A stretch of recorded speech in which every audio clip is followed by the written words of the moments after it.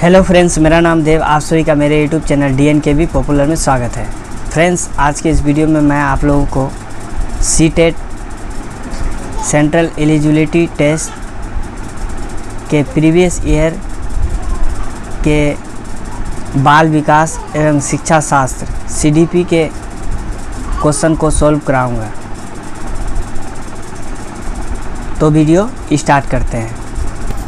इससे पहले मैं एक बात कहना चाहता हूं कि अगर आपने मेरे चैनल को सब्सक्राइब नहीं किए हैं तो सब्सक्राइब कर दे और बेल आइकन प्रेस कर दे।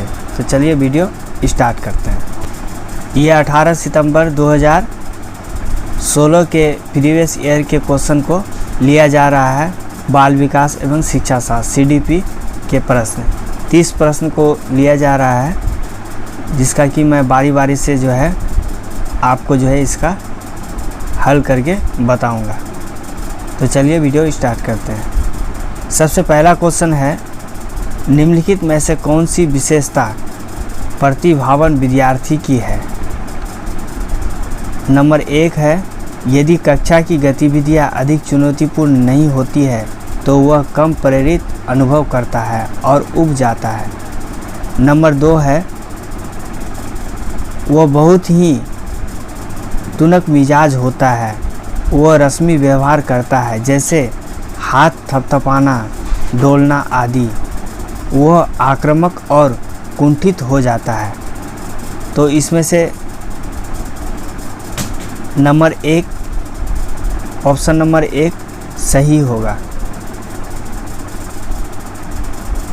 उसके बाद दूसरा क्वेश्चन है, एक शिक्षिका अपनी प्राथमिक कक्षा में प्रभावी अधिगम को बढ़ा सकती है। ऑप्शन नंबर 1 है, ड्रिल और अभ्यास के द्वारा। 2 है, अपने विद्यार्थियों में प्रतियोगिता को प्रोत्साहन देकर। ऑप्शन नंबर 3 है, विषय वस्तु को विद्यार्थियों के जीवन के साथ संबंधित करके। ऑप्शन 4 है, अधिगम में छोटी छोटी उपलब्धियों के लिए पुरस्कार देकर। तो इसका आंसर होगा ऑप्शन नंबर 2, अपने विद्यार्थियों में प्रतियोगिता को प्रोत्साहन देकर। क्वेश्चन नंबर 3, बच्चों के बारे में निम्नलिखित कथनों में से कौन से सही है? कथन A, बच्चे जानकारी के निष्क्रिय प्राप्त करता है। कथन B, बच्चे समस्या समाधान करता है। कथन C, बच्चे वैज्ञानिक शोध करता है। कथन D, बच्चे पर्यावरण के सक्रिय अन्वेषक है। Option number A, B, C और D। ऑप्शन दूसरा है A, B, C और D। 3 नंबर का ऑप्शन है A, B और C। 4 नंबर का ऑप्शन है A, B और D। तो इसमें से आंसर होगा नंबर 1, B, C और D।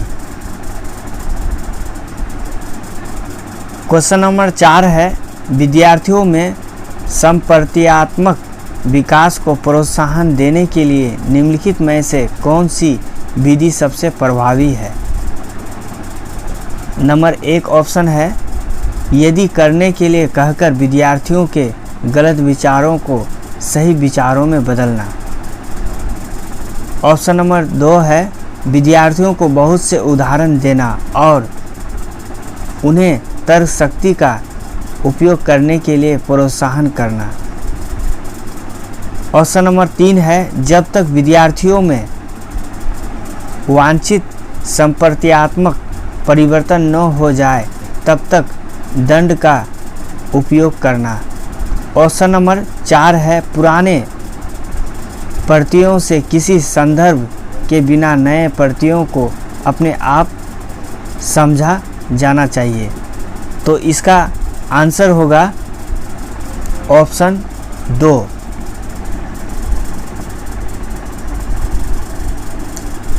विद्यार्थियों को बहुत से उदाहरण देना और उन्हें तर्क शक्ति का उपयोग करने के लिए प्रोत्साहित करना। क्वेश्चन नंबर 5 है, प्राथमिक विद्यालय के बच्चे उस वातावरण में सबसे प्रभावी ढंग से सीखेंगे। ऑप्शन 1 है जहां शिक्षक एकाधिकारवादी है और स्पष्ट आदेश देता है कि क्या किया जाना चाहिए। ऑप्शन 2 है जहां मूल रूप से पढ़ने, लिखने और गणित की संज्ञानात्मक कुशलताओं पर ही ध्यान का केंद्र होता है और बल दिया जाता है। ऑप्शन 3 है जहां शिक्षक सारे अधिगमों में आगे होता है और विद्यार्थियों से निष्क्रिय रहने की अपेक्षा करता है। ऑप्शन 4 है जहां उनकी संवेगात्मक आवश्यकताओं की पूर्ति होती है और वे अनुभव करते हैं कि वे महत्वपूर्ण है। तो इसका आंसर होगा ऑप्शन नंबर 4 जहां उनकी संवेगात्मक आवश्यकताओं की पूर्ति होती है और वे अनुभव करते हैं कि वे महत्वपूर्ण है। क्वेश्चन नंबर 6 है एक बच्चा खिड़की के सामने से एक कौवे को उड़ता हुआ देखता है और कहता है एक पक्षी। इससे बच्चे के विचार के बारे में क्या पता चलता है। कथन ए बच्चे की स्मृतियाँ पहले से भंडारित होती है। बच्चे में पक्षी का प्रत्यय विकसित हो चुका है। बच्चे ने अपने अनुभव बताने के लिए भाषा के कुछ उपकरणों का विकास कर लिया है। इसमें नंबर 1 है बी और सी, नंबर 2 ए बी और सी, नंबर 3 केवल बी, नंबर 4 ए और बी। तो इसमें से आंसर होगा 2 ए बी और सी, तीनों सही है। अब क्वेश्चन नंबर 7 है कोई शिक्षिका अपने विद्यार्थियों को ऐसा क्या कहे कि उन्हें भीतरी प्रेरणा के साथ कार्य करने के लिए प्रोत्साहित कर सके। ऑप्शन नंबर 1 है तुम उसके जैसे क्यों नहीं हो सकते, देखो उसने इसे एकदम ठीक कर दिया। ऑप्शन 2 काम जल्दी पूरा करो तो तुम्हें एक टॉफ़ी मिलेगी। ऑप्शन 3 इसे करने की कोशिश करो और तुम सीख जाओगे। मैं सीखना विद्यार्थी की आंतरिक प्रेरणा है, जबकि किसी से पहले कार्य समाप्त कर प्रेरित करने में कार्य करने वाला व्यक्ति बाहरी प्रेरणा के रूप में कार्य कर रहा है। ऑप्शन 4 है चलो इसे उसके करने से पहले समाप्त कर लो।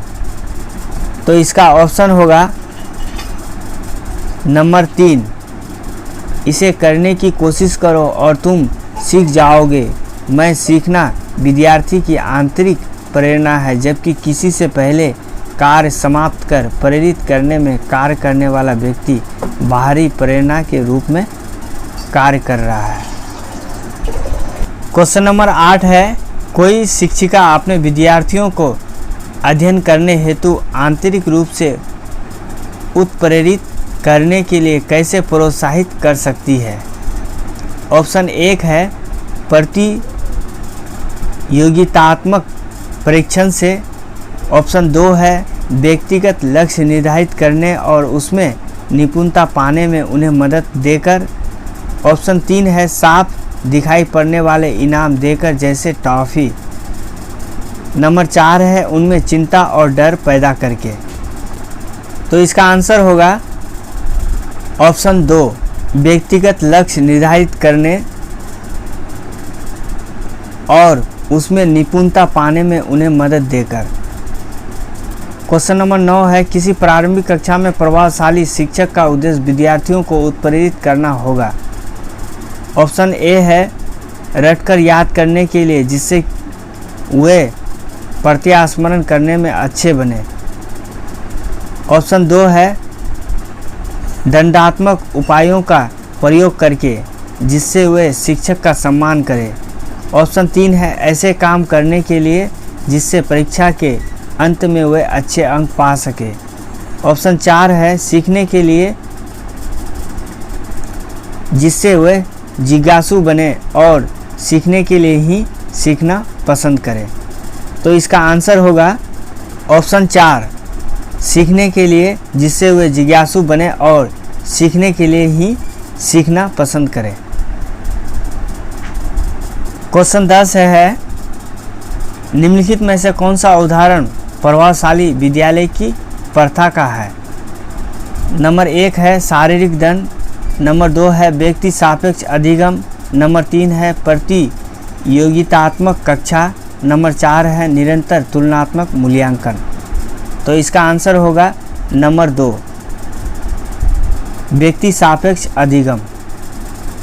अब क्वेश्चन 11 है, विकास का शीर्षपदाभिमुख दिशा सिद्धांत व्याख्या करता है कि विकास इस प्रकार आगे बढ़ता है। नंबर 1 है भिन्नों से एकीकृत कार्यों की ओर, नंबर 2 है सिर से पैर की ओर, नंबर 3 है ग्रामीण से शहरी क्षेत्र की ओर, नंबर 4 है सामान्य से विशिष्ट कार्यों की ओर। तो इसका आंसर होगा 2, सिर से पैर की ओर। क्वेश्चन नंबर 12 है, भाषा विकास के लिए सबसे संवेदनशील समय निम्नलिखित में से कौन सा है? नंबर 1 है मध्य बचपन का समय, नंबर 2 है वयस्कावस्था, नंबर 3 है प्रारंभिक बचपन का समय, नंबर 4 है जन्म पूर्व का समय। तो इसका आंसर होगा नंबर 3, प्रारंभिक बचपन का समय। क्वेश्चन नंबर 13 है, एक 6 वर्ष की लड़की खेलकूद में असाधारण योग्यता का प्रदर्शन करती है। उसके माता पिता दोनों ही खिलाड़ी हैं। उसे नित्य प्रशिक्षण प्राप्त करने भेजते हैं, सप्ताहांत में उसे प्रशिक्षण देते हैं। बहुत संभव है कि उसकी क्षमताएं निम्नलिखित दोनों के बीच परस्पर प्रतिक्रिया का परिणाम होगी। तो इसका ऑप्शन है नंबर 1 बुद्धि और विकास, नंबर 2 है स्वास्थ्य और प्रशिक्षण, नंबर 3 है अनुशासन और पौष्टिकता, और नंबर 4 है आनुवांशिकता और पर्यावरण। तो इसका आंसर होगा नंबर 4, आनुवांशिकता और पर्यावरण। क्वेश्चन नंबर 14 है, निम्नलिखित में से कौन से सामाजिकरण के गौण वाहक हो सकते हैं? नंबर 1 ऑप्शन है विद्यालय और पास पड़ोस, नंबर 2 है विद्यालय और निकटतम परिवार के सदस्य, नंबर 3 है परिवार और रिश्तेदार, नंबर 4 है परिवार और पास पड़ोस। तो इसका आंसर होगा 1, विद्यालय और पास पड़ोस। क्वेश्चन नंबर 15 है, लेव वाइगोत्स्की के अनुसार संज्ञानात्मक विकास का मूल कारण है सामाजिक अनन्य क्रिया, मानसिक प्रारूपों, स्कीमाज का समायोजन, नंबर 3 है उद्दीपक अनुक्रिया युग्मन, नंबर 4 है संतुलन।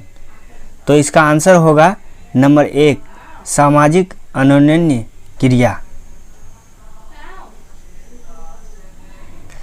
क्वेश्चन नंबर 16 है, किसी बच्चे का दिया गया विशिष्ट उत्तर कोहलवर के नैतिक तर्क के सोपानों की विषय वस्तु के किस सोपान के अंतर्गत आएगा?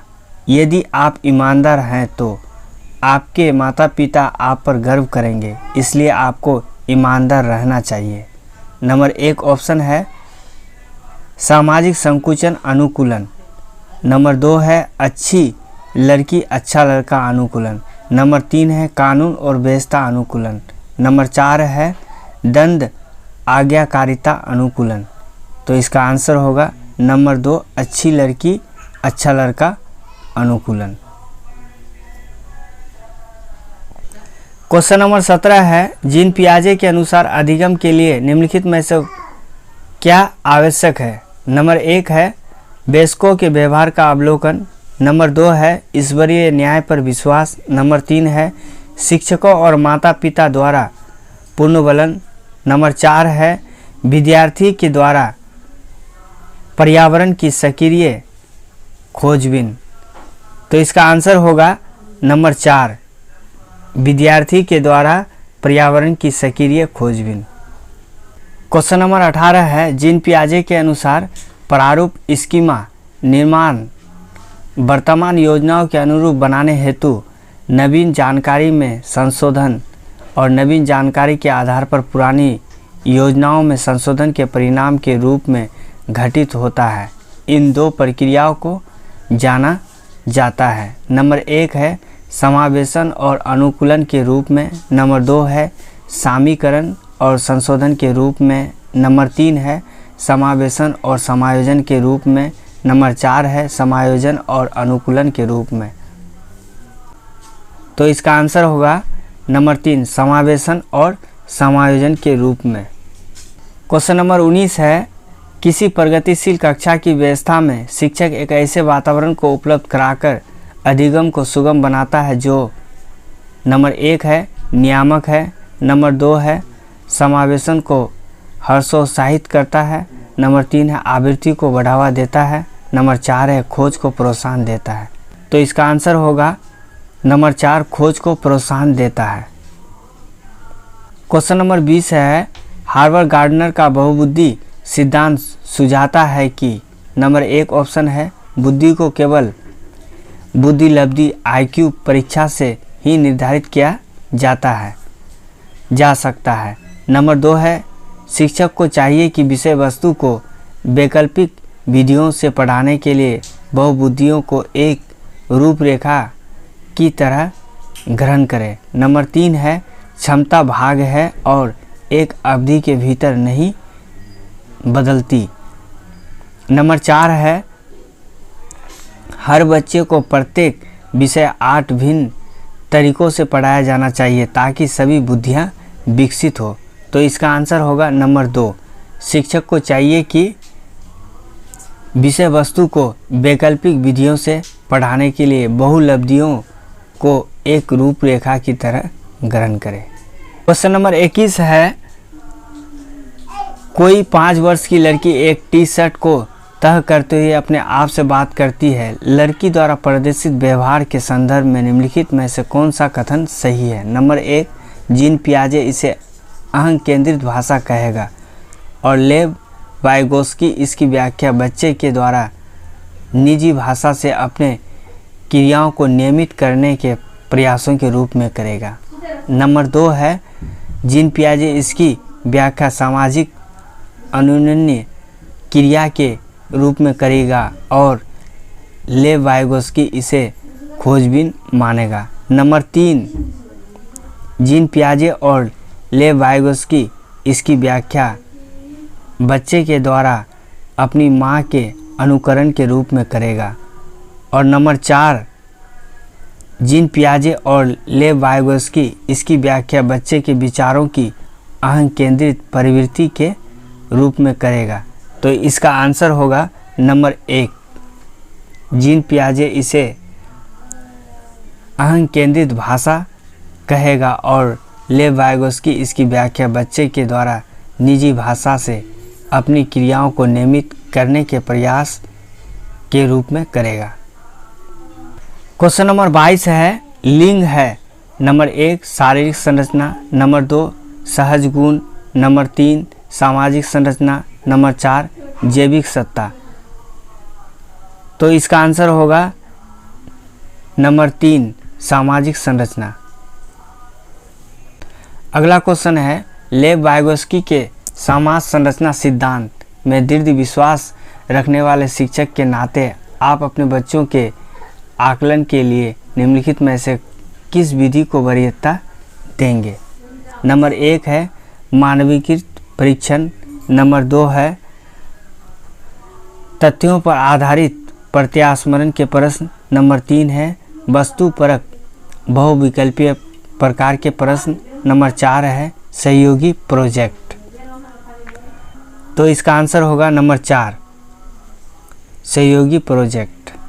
क्वेश्चन नंबर 24 है, अपनी कक्षा की व्यक्तिगत भिन्नताओं से निपटने के लिए शिक्षक को चाहिए कि नंबर 1 ऑप्शन है बच्चों को उनके अंकों के आधार पर अलग कर उनको नामित करे, नंबर 2 है बच्चों से बातचीत करे और उनके दृष्टिकोण को महत्व दे। नंबर 3 है विद्यार्थियों के लिए कठोर नियमों को लागू करे। नंबर 4 है शिक्षण और आकलन के समान और मानक तरीके हो। तो इसका आंसर होगा बच्चों से बातचीत करे और उनके दृष्टिकोण को महत्व दे। नंबर 2। क्वेश्चन नंबर 25 है आकलन उद्देश्यपूर्ण होता है यदि इससे विद्यार्थियों और शिक्षकों को प्रतिपुष्टि फीडबैक प्राप्त हो। नंबर 2, ये केवल एक बार वर्ष के अंत में हो। नंबर 3 है विद्यार्थियों की उपलब्धियों में अंतर करने के लिए तुलनात्मक मूल्यांकन किया जाए। नंबर 4, इससे विद्यार्थियों में भय और तनाव का संचार हो। तो इसका आंसर होगा नंबर 1, इससे विद्यार्थियों और शिक्षकों को प्रतिपुष्टि फीडबैक प्राप्त हो। क्वेश्चन नंबर 26 है राष्ट्रीय पाठ्यचर्या की रूपरेखाएं NCF 2005 के अनुसार शिक्षक की भूमिका है। नंबर 1 अधिनायकीय, नंबर 2 है अनुमतिपरक, नंबर 3 है सुविधादाता, नंबर 4 है सत्तावादी। तो इसका आंसर होगा नंबर 3 सुविधादाता। क्वेश्चन नंबर 27 अनुसंधान सुझाते हैं कि एक विविध कक्षा में अपने विद्यार्थियों से शिक्षिका की अपेक्षाएं विद्यार्थियों के अधिगम ऑप्शन 1 है का एकमात्र निर्धारक होता है। नंबर 2 है के साथ संबंधित नहीं मानी जानी चाहिए। नंबर 3 है पर कोई प्रभाव नहीं छोड़ती। नंबर 4 है पर महत्वपूर्ण प्रभाव छोड़ती है। तो इसका आंसर होगा नंबर 4 पर महत्वपूर्ण प्रभाव छोड़ती है। क्वेश्चन नंबर 28 है विशेष आवश्यकता वाले बच्चों को शामिल करना। नंबर 1 ऑप्शन है जिनमें अक्षमता न हो उन बच्चों के लिए हानिकारक है। नंबर 2 विद्यालयों पर भार बढ़ा देगा। नंबर 3 शिक्षण के प्रति दृष्टिकोण विषय वस्तु और धारणा परिवर्तन की अपेक्षा रखता है। नंबर 4 एक काल्पनिक लक्ष्य है।